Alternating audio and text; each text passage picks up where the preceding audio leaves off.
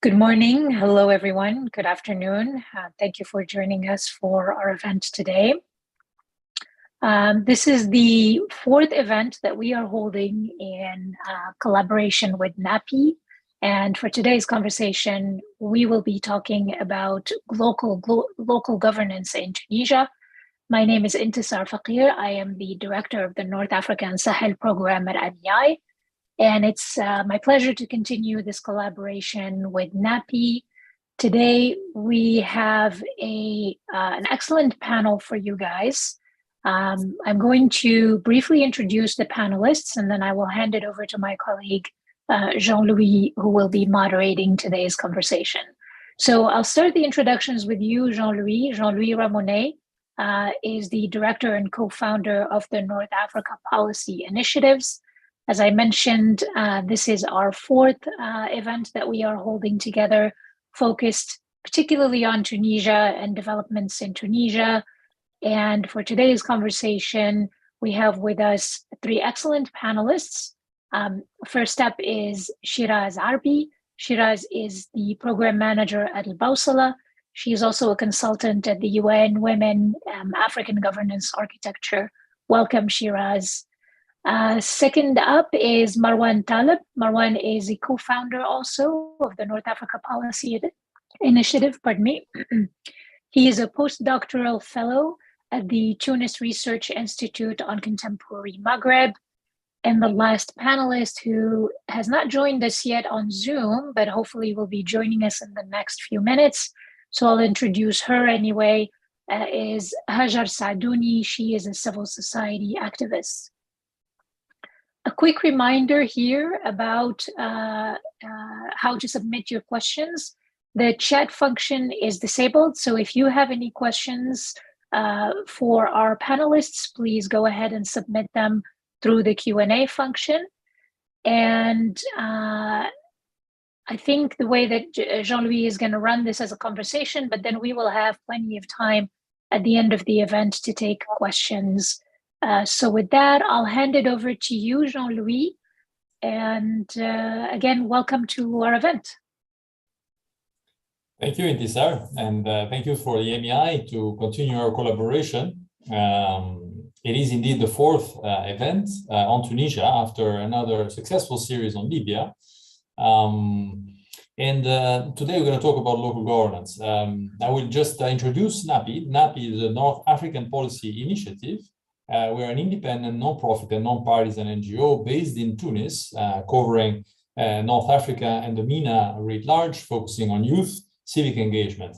Our mission is to strengthen democratic governance by promoting participation and engagement of youth. We, as I said, suggested the topic of local governance in Tunisia for two reasons. The first is that local governance has been, or the progress in local governance has been considered by many one of the achievements of the 2011 revolution or uprisings in Tunisia. But the second is also that we are now entering a new phase with the adoption of the 2022 constitution that is opening some uncertainty about the model of governance that will govern relations at the local level. So as I said, one of the advancements of Tunisia in terms of governance was the adoption of the 2014 constitution that paved the way to a measure of decentralization, particularly at the political level, with the hosting of elections in 2018, through which 350 municipal councils were elected. Now, decentralization is not the same as local governance, although it feeds into local governance. Local governance is a participatory engagement of a number of actors at the local level in the management of power and public affairs. Decentralization is the effective devolution of power along, let's say, three dimensions: political, administrative, and fiscal or financial. Tunisia really had a good measure of political decentralization with elections, but it was not followed by administrative and financial decentralization.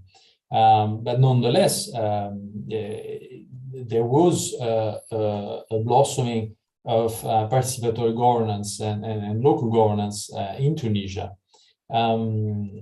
Currently, as I say, the trajectory may be reversed with the coming back at the political level, with no longer elected public officials, as it seems in the future. The situation is still very unclear, but our speakers will help us get some clarity on this. We will see, but for sure there is still appetite on behalf of the population. And one thing that will remain for a certain time is a cultural shift and an attitude towards the state and among society at the local level, and we'll delve deeper into these elements. So, as Intisar mentioned, we have three bright panelists. Unfortunately, one is struggling to join with the difficulties with technology, unfortunately. So Hajar Sadouni, who is an activist, has been active in civil society since 2010, worked in a number of CSOs in Sbeitla and Kasrin in particular, and coordinated projects with international organizations, cooperating with many years with the municipality of Sbeitla, is the one who is struggling to connect.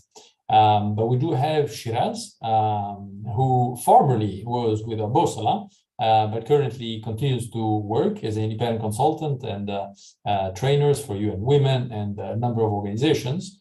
And Marwan Taleb, who is the co-founder of NAPI, a professional researcher and academic with IAMC, the Institute for Maghreb Contemporary Studies. Wonderful. And Hajar managed to connect as well. So there are all three of us panelists, all three of you joining. So I will start with a first question. And I propose that we look at what has happened and the achievements, and then we go on to the present and the future. So my suggestion is we start with the following, that is, in your opinion, looking retrospectively, what have been the major achievements in terms of local governance since particularly the elections in 2018? Shiraz, I know that you have looked into the state-society relations, particularly for Bosala, for a number of years. So what do you think are these achievements? Thank you, Jean-Louis. Very happy to be with you today and to contribute to this discussion and reflection on the past, present, and future of local governance in Tunisia. In terms of if you would like to focus on one element from my side, it would be, as you said, participatory democracy, which is it establishes the relationship between citizens, civil society, local actors, and the municipality. Actually, participatory democracy has received a lot of attention since the election, the local election in 2018, and since the new legal framework. And the reason why is that for the first time, citizens and local actors and civil society have the possibility to access the municipality.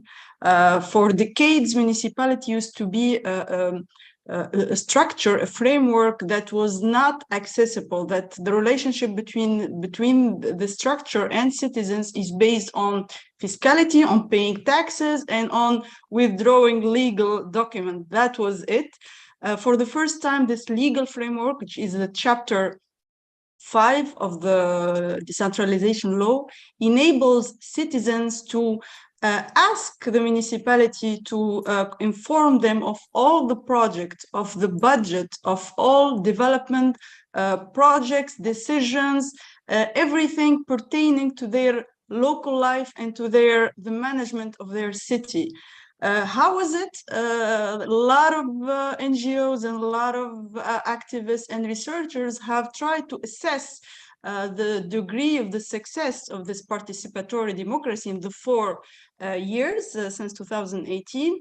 And of course, we can say that it establishes or it normalizes this open, let's say, or this accessibility and this open relationship, and the fact that citizens for the first time can enter the municipality, can request, and municipality and elected officials are abided by the law to consult them, to inform them of all decisions, but also to keep them updated of the progress and of the failure, and to give them justifications. But of course, there are certain challenges to participatory democracy, and I will try to sum them up in 3 points. So the first point is regarding the representativeness. So when a municipality are calling people to participate in the sessions and to give their comments on the budgets and the projects, what is the degree, what is the number required so that municipality can say that this number is representative of the interest of all the city? There has been a lot of challenges pertaining to this, and many has called and said that municipality just uses the limit or uses the minimum of its power or of its duty to call for citizens to participate, and then with only 10 people who are present, they will say that this session was participatory and the budget was participatory, etc. So this is the first challenge: representativeness and inclusiveness. A lot of also let's say people of different age, youth, women in rural cities were excluded from participating in the sessions because they don't have the means to go to the municipality. People with handicapped persons, etc., did not have the tools to participate. So this is the first challenge that has been observed. The second challenge is a challenge where we see a conflict between the general interest and the special interests, because participatory democracy has the objective to make sure that decisions and public policies at the local level reflect the interests and the needs of local citizens. But then we can see in certain participatory sessions that certain groups come and they represent a lobby. They outnumber the others, and they are louder, and so they are able to pressure the municipality to pass a project that benefit their neighborhood at the expense or at the detriment of the general interest. So here, what is the let's say the equilibrium between the general interest and the specific interest? So that's the second challenge that has been observed also in many municipalities, especially during session when we discuss development projects, environmental projects, etc. The third challenge, and I will close up, is actually revolves around the question is, when or where does participatory democracy stops? Because the line between people having local citizens having the right to participate and to influence local, let's say, local affairs and city management, where does it stop and the responsibility of local elected officials begins? Because sometimes citizens, they take their right to participate as a right to manage. And so it has created a kind of unclarity and uncertainty between the right to participate, to influence, or the right to manage. Let's recall that citizens have the right to participate, first of all, through elections. So they have elected the people that they are sitting at the local city, but then through participatory mechanisms, tools, and mechanisms that are very still inefficient so far. But then this line, and I think it's a logical and it's a normal within a process that is still beginning. So all these challenges, I think, if they are giving more mechanism and more corrective measures, we will go through them. But the most important thing is that this is a very important tool, and participatory democracy can still be the only, let's say, the only front where citizens can confront and challenge the people empowered directly. And so this is one of the main gains of decentralization and local governance for the past 4 years. Thank you. Thank you, Shiraz. Very, very detailed analysis and very interesting insights. Hajar, I don't know if you can hear us. I will pass the floor to you. I know that you've been having troubles with the audio. You wrote me via SMS. So I will give you the floor. You can speak. I'll signal it also via SMS about the gains of local governance and what citizens expect from the state. Let's see if we can hear you.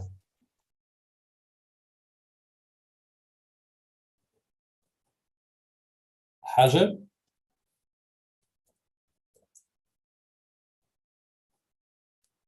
Nothing. Hajar, if you can hear us, just jump in and we will try and give you the floor back. Marwan, meanwhile, I'll go back to you then. Same questions for you. We saw a measure of decentralization, a new era of local governance with the new state-society relation. What would you consider the main gains of that 4-year experience? As mentioned, Shiraz, I think reflecting 4 years after the adoption of local collectivities code, when I say that there is improvement in terms of governance in Tunisia, but I said that though with some caveats, but I think we'll get to that later in this conversation on the obstacles. What I want to say is the new code addressed many fields that might put more effectiveness and accountability to the work of municipalities. And moreover, an emphasis was put on local development, which this is the new thing that came with this code of local collectivities. The level, also what we witnessed is the level of awareness of citizens through the local election campaign and toward municipal action has been strengthened since they were involved in these local election and within the debate on local collectivities code. So we have civil society also was involved in the design and to monitor these local elections, which allowed to people, to local citizens, to be aware of what are the stakes, what these elections could provide to them in terms of daily life. So this awareness has been strengthened, and what we've seen, for instance, neighborhood groups have emerged. And to bring their own demands to newly elected authorities, which is new. They used to do that, but not with the municipality. And we will get to that later also when we will speak on a relation between state and citizens. We also have witnessed joint operations between municipalities and volunteers and associations to help people in need. To clean the street, to do gardening in public parks. And the mayors got involved to restore the confidence of citizens in their own municipalities, according to a system of policy of proximity. Like they do visit to local cafes, to a park, to kindergarten, and this is new. The way they are doing politics is new and more local than before. There's also finally the responsiveness of local elected representatives to citizens' demands has also been reinforced by these what Shiraz described as participatory meetings, whether for design of the municipal budget or for urban planning or for public lighting or for the rehabilitation of roads, which is a big problem in Tunisia. These participatory meetings helped to foster a dialogue locally on matters that affect directly local citizens. these are, I think, the major improvement to the citizens' daily life. And this is what they could retain from the new way of local governance that was adopted after 2018 in Tunisia. Thank you, Marwan. Many elements, so economic development, and but what I retain from what you both said are the relations and the communication between the state and local elected officials and citizens. I wonder to what extent that actually was sustained and successful. So if you can expand on the state-society relations and the modality of communication, interaction between state and society. I'll go back to you, Shiraz, but first, let me try and see if Hajar can hear us now. Hajar, do you hear us? Yes? Okay. Can you unmute yourself and see if your audio works? Take off the mute. Right. Okay. Montaz. Can you hear now? Yes, loud and clear. I'll ask the question to you then. Okay. Can you say, in your opinion, based on your experiences, Beit Laqasreen, in the interior of the country, what has been a success of decentralization and local governance since 2018? As far as I am experiencing a measure of decentralization, let me maybe talk about things that I saw it that we can, and I don't know. Yep. I don't know, just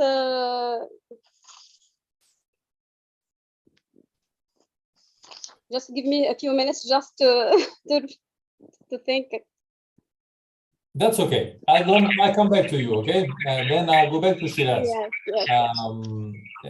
Shiraz, can you tell us, in your opinion, if this state-society relation was sustained and, in fact, produced, fruits, or if there was a shifting in the relationship between state and society? So concerning the how to maintain, to strengthen, to sustain, I think it's a shared responsibility. Both municipality and citizens, local citizens and stakeholders have the responsibility to see the best way to better communicate, to more efficiently work together on participatory projects, on projects that have the benefit for the city. In the law, because the municipality has the principle of free administration, so they were given a broad definition of participatory democracy, telling them municipality use all means it has to communicate, to inform, to consult, to involve citizens in the decision-making process and in the policy-making formation. But then at the field level, it's up to the municipalities, up to the citizens to find the best way. From my experience, actually, there used to be like thinking, or that municipalities that are richer are those who are able more to establish a better communication, because they have more means to use technological tools, to use innovative tools, etc. But it was demonstrated through my experience that those who have the willingness, who have the political will, who really want to involve citizens and to establish this partnership, who really success to establish this confidence, because here we're talking about the confidence, what all of it, like participatory democracy, communication, all of it, it revolves around confidence, around how this new structure will succeed to build the confidence that is lacking from years and decades of lack of confidence between elected officials and citizens at the national and local level. And decentralization is based on the principle of specificity. Why, after decades of failure of centralized government to address specific local issues, decentralization came in the form, in the statement, the following statement, that local governments who know the specificity of the challenges have the possibility more than the centralized government to address these challenges. So by addressing these challenges, to gain the confidence through local development, through equity, through equal distribution of resources, etc. Thank you, Shiraz. Hajar, I will go back to you. Would you like to share with us what you think are some gains of local governance in Tunisia since 2018 in particular? And if you want to discuss also state-society relations at the local level. Okay, let me talk about my experience at least, or what I noted, or what I experienced at this few 4 years of local government. So I see that decentralization is important because it creates an efficient and reliable administration, and improves local development, better ensures that the rights of the local population to have a voice in government.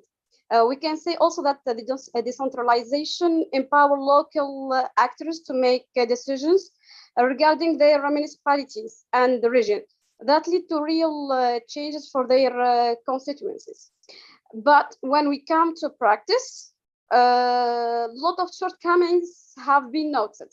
If you want me to tell you about this, or please. Okay, so for this case, many would like that the state interfere to enhance this path or this process, of course. In other words, to play a role in the local government. So we can mention at least that decentralization requires strong political will from officials to the central government, who must willingly give up some of their own power, of course, and also more clarify the relationship. We want them to clarify more the relationship between the national level, regional level, and local level. In many in many occasions, we saw that a lot of conflicts between, for example, the mayor, the governor, the delegate of the town. They are competing in who has the power. And we saw, especially in Corona time, this is who is going to take the decision. And also in many occasions, we saw this. We can also move to another point. So we must also give the tools to execute their decision. So no executive organ for these municipalities. In other words, to give more power, not only issuing decisions, but they should also execute them. And also, as an example, the famous accident in Sbitla. I don't know if you hear about this accident, the famous one, the death of man in his kiosk. So this creates a wide debate about the defining responsibilities and who is responsible for this decision, and who is responsible for the death of this man. This is one. Let me add something also. So, achieving political and economic stability, this should be done. This will automatically affect on the local. So we saw a lot of tension, really. In Sbitla, for example, the mayor is working alone because he disagrees with the other political parties. He does only what he wants. No participation, no civil society can stop him, no transparency, no publishing any document, no real control.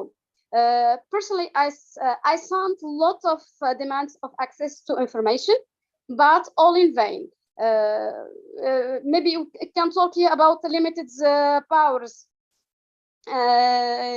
This mayor, maybe he does not answer or say, or if he answers, maybe he says trivial things. It's not the right answer. This was of some of the problems that I encounter.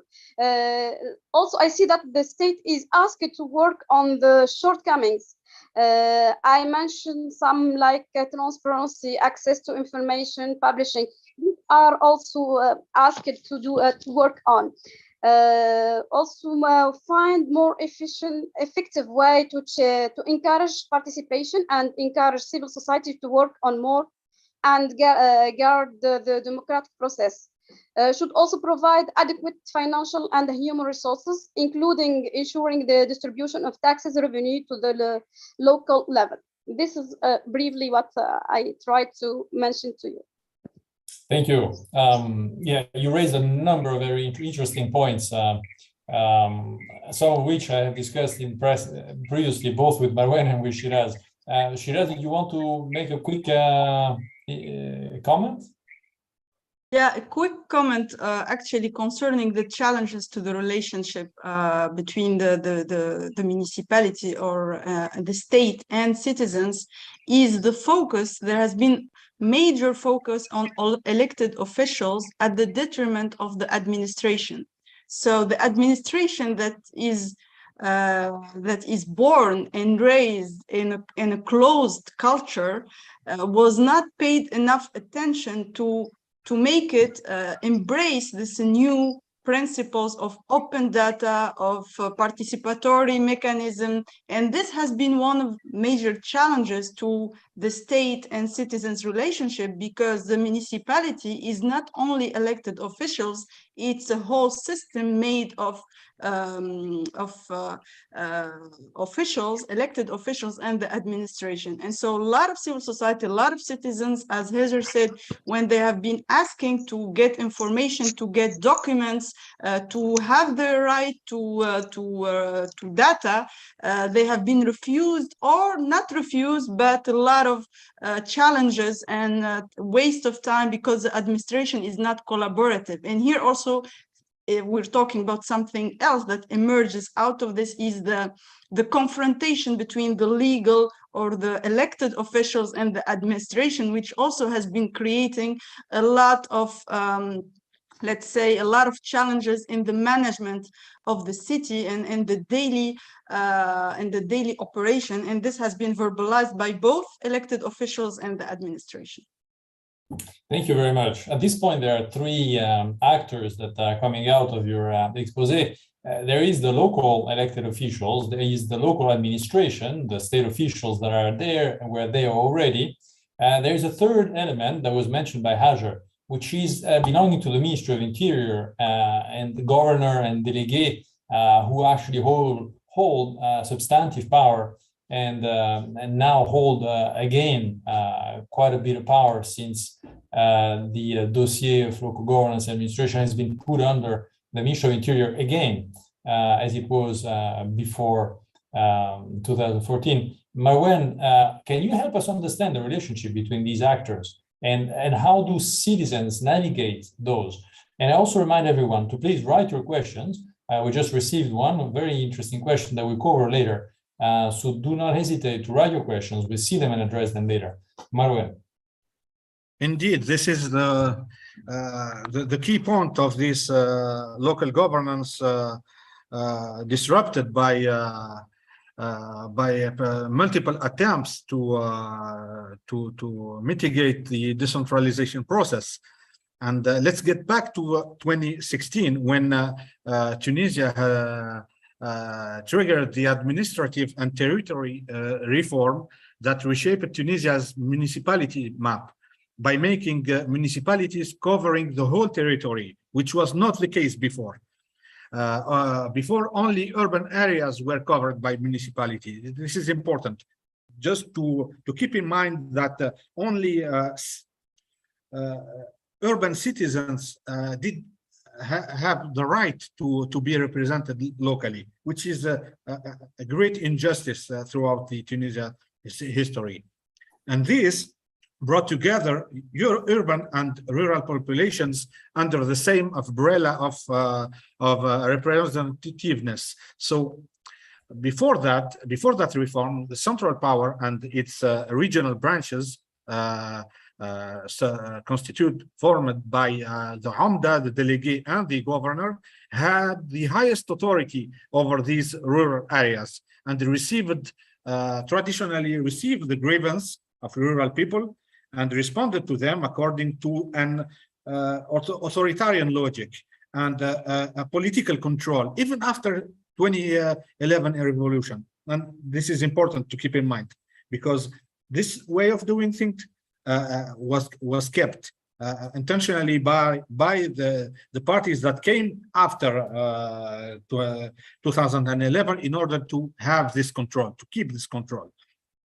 And after the 2018 municipal elections, a large proportion of the population no longer knew who to turn in terms of demands or grievances, even if the vote of rural people was solicited by the candidate lists, and there was an attempt in some electoral lists to have the maximum representativeness of villages because the rural citizens votes coherently and collectively, which is important for the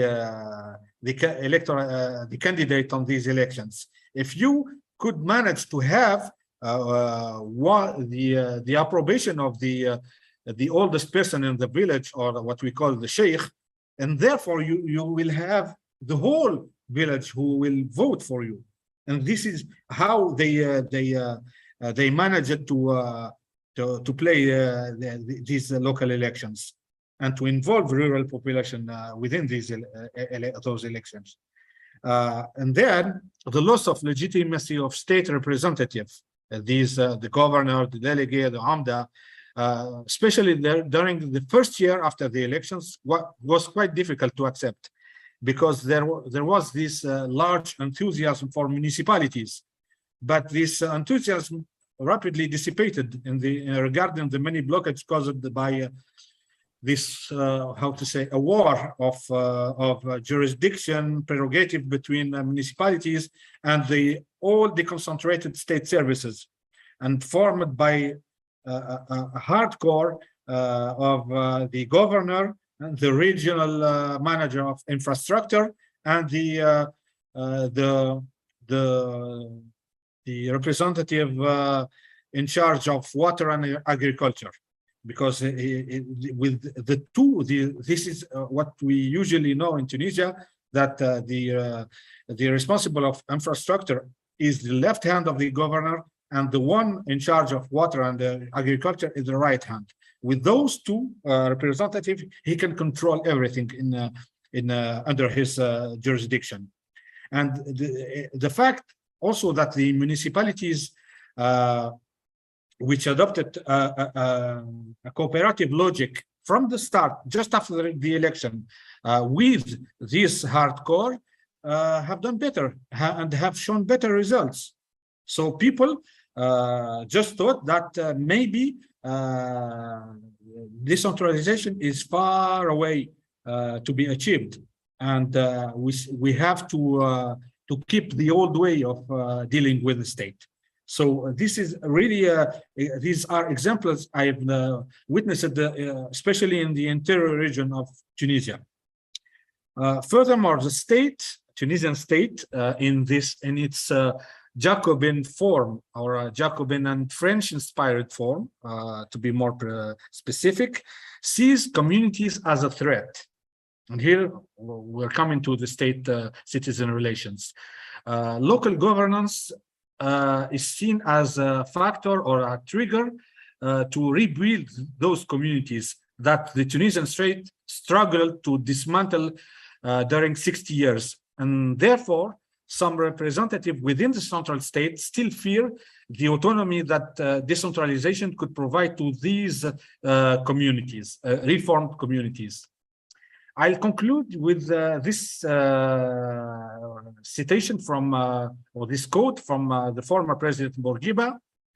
We have absolutely, in order to keep the Tunisian state, to preserve the Tunisian state, to prevent the return of the old Berber demons of rebellion. And I believe that this quote sums up the weight of legacies at the level of central local relations here and now. And that I also believe that is still relevant, especially since it is supported by many political parties now in Tunisia. Thank you, Marwan. Again, you gave us a lot of food for thought. And what I retain is this that this tide and then towards local elected officials with new hopes and the belief that they could actually respond to local needs, followed by a counter tide when they actually realized that they didn't have that much power. Yes, they were elected, but they didn't really have any much power at the administrative nor fiscal financial level. And the counter tide back to appointees by the Ministry of Interior, the gouverneur, délégué, and so forth. Very interesting also your point on rural versus urban territories and the relationship between central authorities and local ones.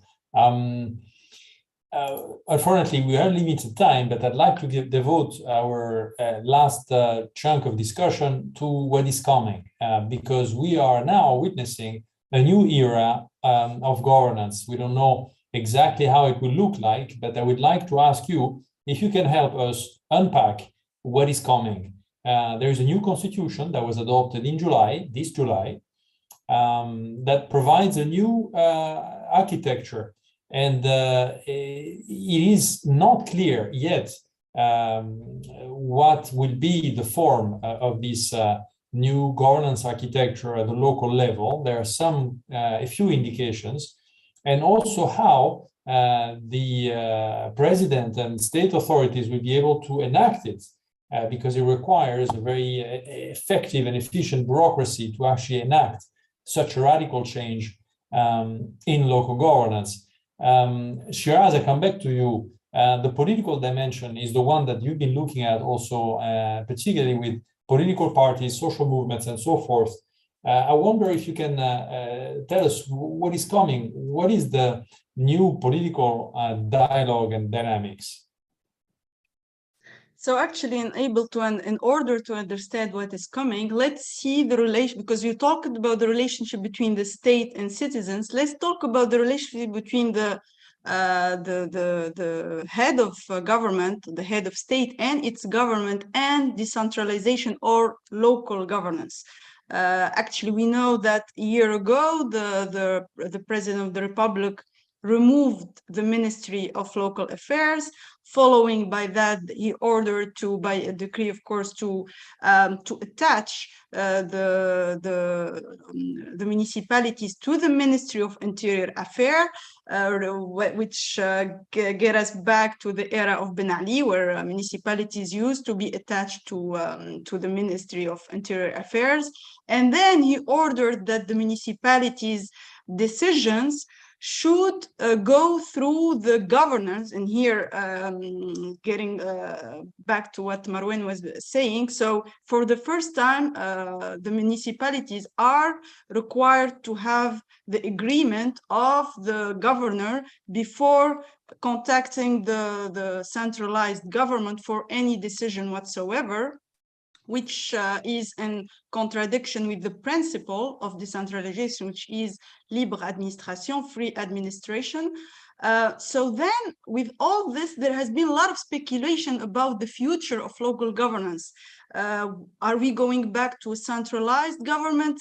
Will municipalities be removed? Actually, the president has been very comfortable with removing challenging the judicial power, the executive power, the legislative power, but with the local power, it hasn't been doing anything very offensive to let's say, to remove the decentralization altogether. So we thought that with this new constitution, we'll be getting the answer. And unfortunately not, which is a good thing, I guess. And I'm not with those who are very pessimistic about the future of local governance, and I will tell you why in a moment. But before that, the new constitution, then I think we will be talking about it in a bit, but the architecture that we moved from a whole chapter to just one article. But the reality presents itself as the following. That's why I'm optimistic about the future, is that the president hasn't been, in 1 year, hasn't been able to really remove 7,000 elected officials at the local level. They've been staying there, they're still staying there. Also, there hasn't been a change in all governors, even though we have only 24 governors, but there have been replacement of some of the governors. So we have political actors at the regional and local level who are still here, who are part of the ancient architecture, and who are still working and who are still impacting, and they are kind of the regional and the local elite, along with civil society and other elites. So they are still actually playing, and they are still doing and forming the dynamic at the regional and at the local level when it comes to the city management, to the environmental, cultural development projects. So are still influencing and taking part and leading let's say, the public policy process, making process. So the reality of the thing is that we have come to the conclusion, and I think all of us here, and I think all of us can agree that even though the text will remove, will or will not remove decentralization, or will go back to a very strong centralized government or regime, the reality says that the specificity of the local cannot be treated by the central. The specificity of the local issues should be treated locally. There is no going back to the service delivery at the central level. Citizens and civil society and local actors have tasted and have taken part in the participatory mechanism. They have taken part in participating in forming what is best for their region to a certain degree, of course, with all the challenges that have been said. But going back, I think at this point is not possible, because there is what is text, what is in the constitution, in the law, and there is the reality. The reality is that local issues require local solutions and regional solutions. So that from my perspective. Thank you very much. I would still have so many questions to ask you. Also the role of political parties and the fact that many local officials, in particular in some areas of the country, were actually elected under Nahda, which maybe fueled also some of this tension between center and periphery when power changed. But maybe we can cover also the angle of the future from the really concrete management of public affairs. So I will ask you, Hajar, from what you see of the new constitution and of the statements by the president and what you observe also at the local level, what do you think is coming in the next months and years in terms of local governance? It's as far as I see, really, this is a hard question to answer. Because I cannot see the clear vision of the president, because we know that the president before he put an end to the previous constitution, he was, as we know, that he is not really enthusiastic to the local government, but he did nothing when he came to the new constitution. I did nothing. Just he dissolved the Ministry of Local Affairs and shifted control over municipal councils to the Ministry of Interior. But he did say nothing to see, but they just talked about a new plan, new elections, just put an end maybe to political parties. So maybe he think that we are talking about less tension between parties, and he is encouraging persons, not parties. Really, I cannot get the point. I don't see a clear vision that we can put and think about it. At least for me, let me talk about myself, that it is not really clear his vision, what he is doing next, what is coming next. Is this what we are going to look for? Will fulfill development to also to interior regions? Still, it's obvious, really, for me, and this approach that he is doing is not really clear. That's it. Thank you very much, Hajar. Marwan, can you help us understand? One thing was stated, quite a unique one, because there are very, very few cases in the world, in history actually, that adopted a model akin to this Council of Regions and Districts, popular councils. Can you help us understand, what it would look like, and also kind of the obstacles of enacting this, or what it means if these councils are created?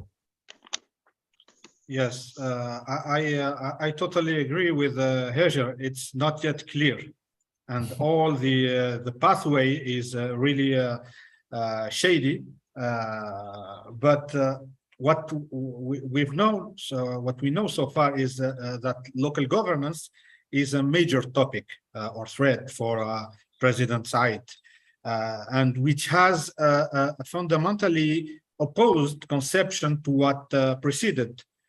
Which is in itself a problem, because here we're going to a tabula rasa and starting a new process. In theory, the way he designed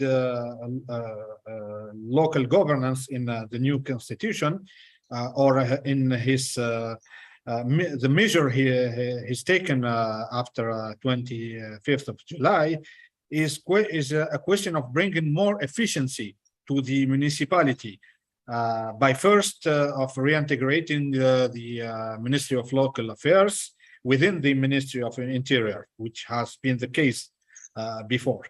And it was in a desire to overhaul the system set up by the 2014 constitution and the local authority code de collectivité locale. So the new constitution of July 2022, which introduces this famous Council of Regions and District, with who some of its members or future members would come from the municipalities, and therefore they should play the role of checks and balances to the central state, which is astonishing, honestly, except because the big question is who will be elected to these councils of regions, and then how these council of regions will elect those who will go to the council of districts. And I think this might exacerbate tribal and regionalist tendencies in Tunisia, especially in the interior regions. And also there is the matter of the transition from an executive role among these locally elected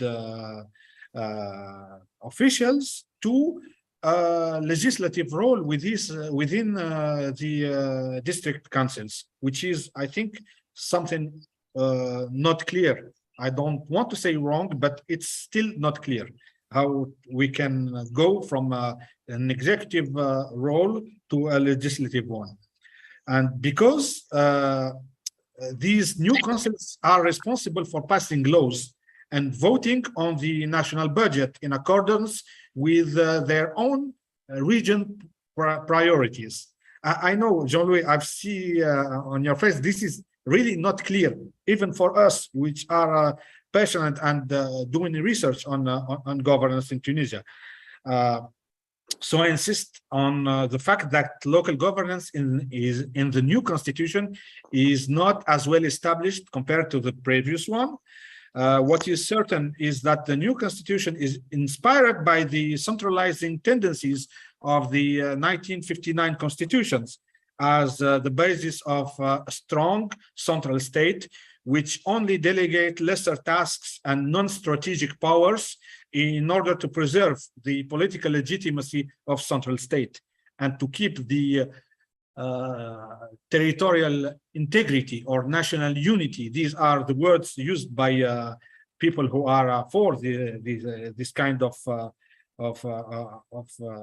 governance in Tunisia. I'll finish with another quote, and it's from my fieldwork. It's from a young mayor in Qasrin Governorate. And I said, the day I'll have National Guard antenna, like the governor, over my city hall, then I'll start to believe that there are an ongoing decentralization process in Tunisia.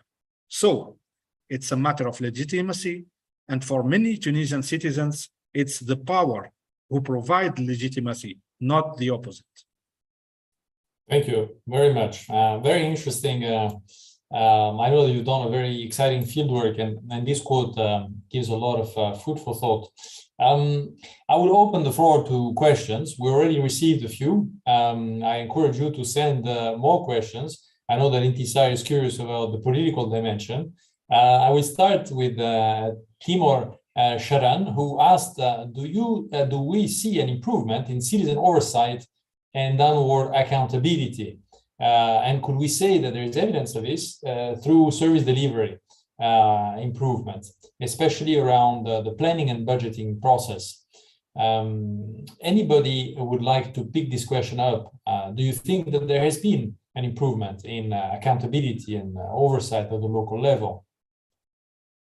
Shiraz.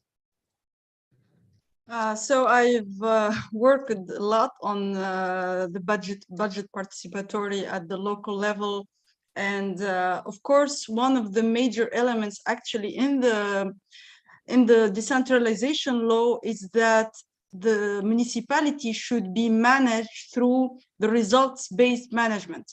So there should be each municipality should put in place indicators and then should evaluate the degree to which the municipality reached these indicators and explain to citizens why it failed, why such indicators were of success or of performance were not met, why this element of the budget did not go. So to ensure accountability and responsiveness.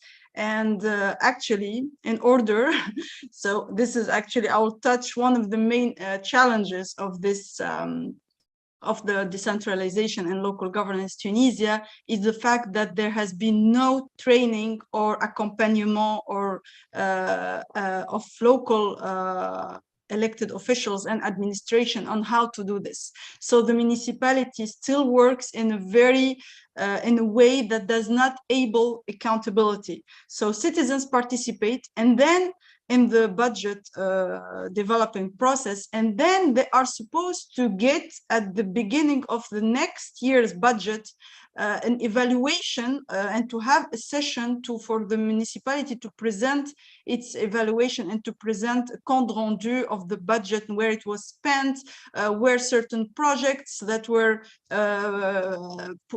put in the budget were not achieved, and etc. So this was not done. It was done only in few municipalities, but at the general level or at the national level, most of the municipalities did not do this, and civil society keeps struggling to ask and to request documents on projects so that they can themselves read them. And this is here where we, for example, as an organization, intervene to train civil society how to read budgets so that they can do their own evaluation and that they can hold elected officials accountable. But this is a very let's say small scale projects in order to ensure accountability and to make sure that the next budget or local budget is done in a better way, and that next project that were not that were prepared but not implemented will be implemented in the next year, taking in consideration the challenges to its non-implementation or its blockage. So yeah, these are some of the elements. Thank you, Shiraz. Marwan, very briefly, and then Hajar, also, if you have any example or your perspective on whether or not the quality of service provision has improved over the last 4 years. Marwan. Okay, so I'll continue from the point which made Shiraz, which is accountability. I managed to do research on the framework of the research I did for the French Development Agency on municipalities is the confronting of models. And here we have two big models.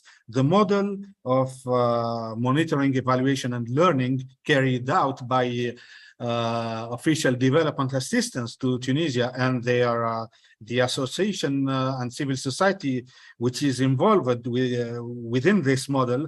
And on the flip side of that, we have the Tunisian administration model, which is managing goal by objective.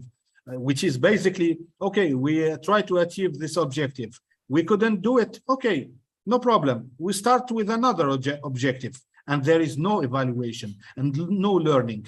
And ODA, or Official Development Assistance, is trying to foster this kind of learning or evaluation procedures within the framework of how the Tunisian state and municipalities are doing things, are providing service delivery to citizens, but it's an old debate, even in academics. We are confronting two models, a model that has been generated by the decades of democracy, which is the monitoring, evaluation, learning model, and the other one, which is something just to look like an efficient way to do things. So we still have lots more to work on this, and especially ODA provider in Tunisia. Thank you very much, Marwan.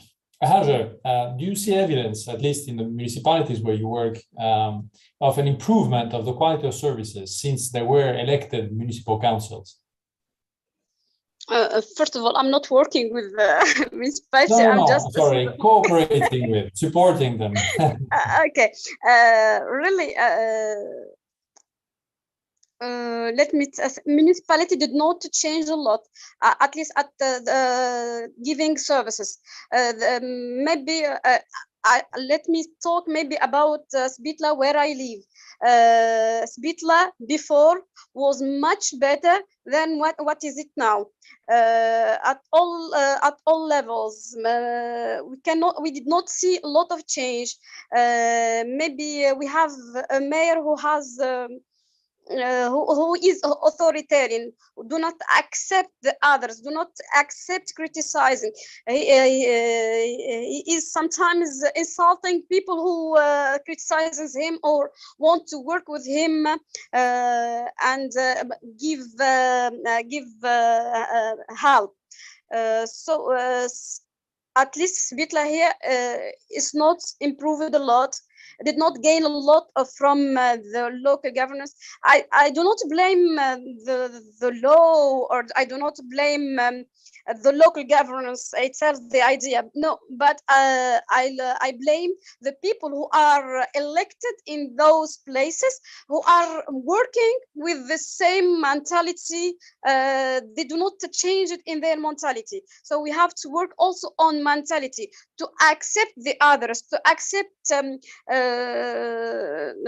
sharing ideas, sharing other things. So they still stuck with other mentalities, with the previous ideas. So here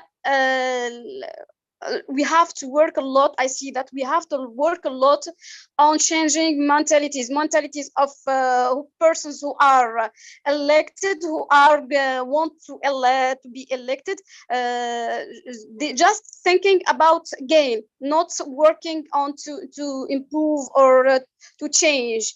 Also, Thank you. What I hear is that indeed, I mean, it depends from one elected official to the other, but you put the point on another aspect that we don't have the time to treat here, which is political culture that changes over time slowly. Another question that would be nice to eviscerate or think about would be the impact of laws and new elections and new governance procedures on the political culture. Because at the beginning of our conversation, we did point out that there was a change also in the attitude of citizens and the conception of local governance because of the law. But we go back also to the obstacles of a political culture that belongs to individuals, and when they get elected, they reproduce it. This would be worth discussing more at length. I'm going to cover another question, and then we will see if we have time for a third. Bill Lawrence, you sent us many questions, but I'll start with one. We often hear the lack of national and local reconciliation hurts local governance, including the lack of trust and accountability. What are your thoughts about municipalities moving the local reconciliation agenda forward? Do you have any thoughts on the issue of national and local reconciliation in our progress at the local level?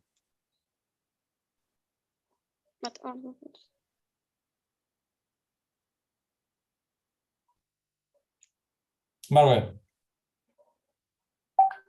If I may, a central matter or a national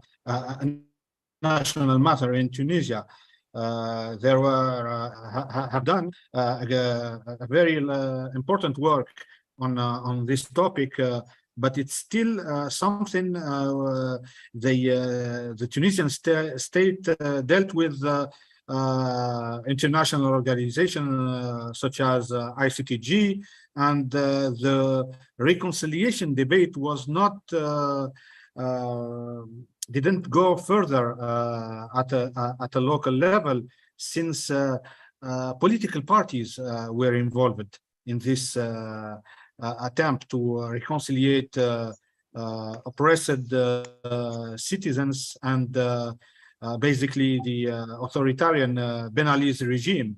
So, considering also the fact that most of these the people who were in prison or were in exile did not have so much relationship with the local authorities back then, and I think this reflects the way the state was designed and was was oppressing people. So people were oppressed by central government, by the Ministry of Interior.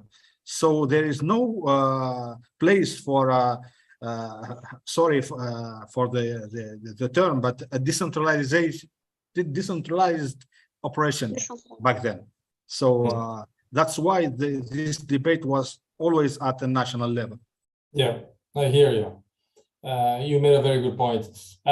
We run out of time, but I believe that we open many avenues for discussion. This is such a large area. Shiraz, do you have one just quick comment?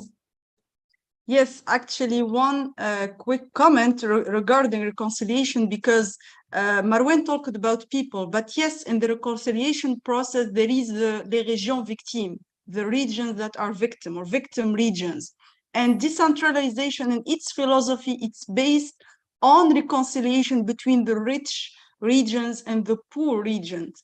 And it is based on the principle of positive territorial discrimination, where the state and the centralized state would give resources to the municipalities that are less developed and less rich. But this was very beautiful in theory, and actually it was among the most let's say advantageous principle in decentralization in local governance, and actually would really deal with the most deep problem in Tunisia, which is the inequality in development and inequality in resources. So decentralization was given as a solution to this problem, but in practice, nothing happened. And municipalities that are rich kept being rich, and municipalities that are poor kept being poor. Thank you, Shiraz. On this sobering note, I would like to thank you all, Shiraz, Hajar, Marwan, for giving us very, very interesting insights, personal experience, analysis based on your fieldwork and your current and past work. This is only the beginning of a very vast conversation that is only bound to continue with the new model of governance that the 2022 Constitution is ushering. I want to thank Intisar and the NAPI-MEI and hand over to you for hosting this lively conversation again with young voices from Tunisia on a very important Tunisian matter. Thank you very much, Jean-Louis, for that really excellent discussion. Just again, a quick reminder to our audience that the recording will be available on YouTube. So if you'd like to reference it again for future, whatever it is you need to come back and check it again. I want to also remind that we have another event coming up, I think next month, and we will be posting more about that in the coming weeks as we finalize the list of speakers for the upcoming event. Again, thank you all for joining us, Shiraz, Marwan, Hajar, and a big thank you to our own events team. And we look forward to hosting you again for another event in October. Thank you.